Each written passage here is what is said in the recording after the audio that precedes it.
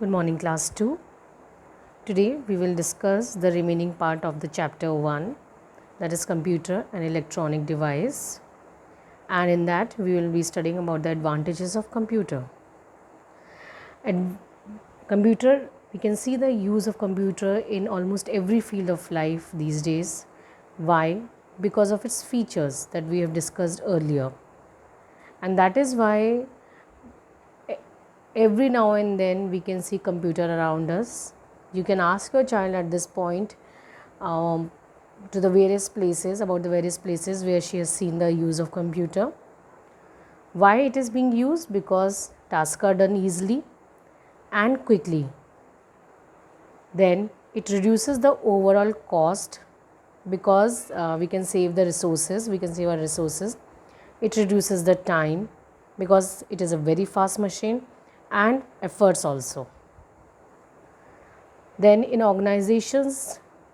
various organizations, it is used for maintaining records of material, records of labor, records of various other things. So it is used for various other purposes. Then in bank, it is used for accounts maintenance. The accounts are maintained, and it is centralized also, so that all the branches are connected to each other. Then the transactions, the public dealing which the banks do, it is helpful in that also.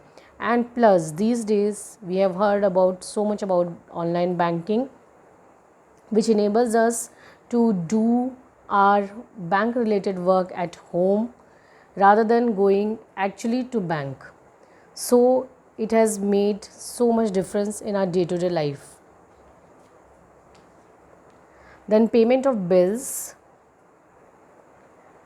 we can sit at home and we can pay our bills, we can recharge, we can do many other things with it. Then entertainment purpose, we can listen songs, we can see movies, etc. Then for online we can make use of the online services for communication, like Skype. It can be used for video calling.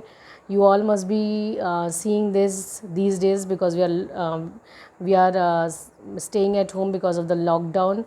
So you can show your child how by video calling you can get connected with each other, etc. So the main advantages are, it is a fast device, it reduces costs, it can do big calculations, like it can solve our sums very easily, solves a problem very easily. Then storage, it can store large amount of data and for a very very long time.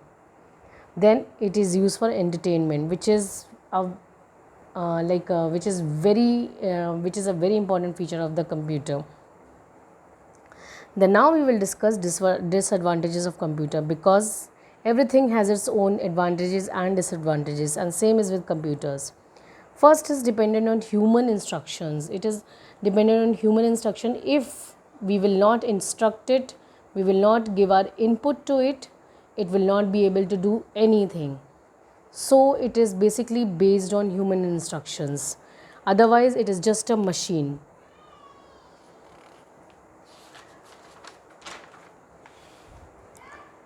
Then it causes harm to health and environment, because radiations are there, problem of radiations are there, and if we are using too much of it, our eyes get affected by it, etc. So it is causing harm to health and environment. Then risk of virus attacks. There is always a risk with the storage in the computer that it can be attacked by a virus, and then the machine will be crashed by it. All our data will be lost, or in other terms it can get corrupted. So there is always this risk. Then it increases unemployment, because it can substitute many people, and it can do their work in a single go. So it increases unemployment in the society. Then injuries and disorders of body parts.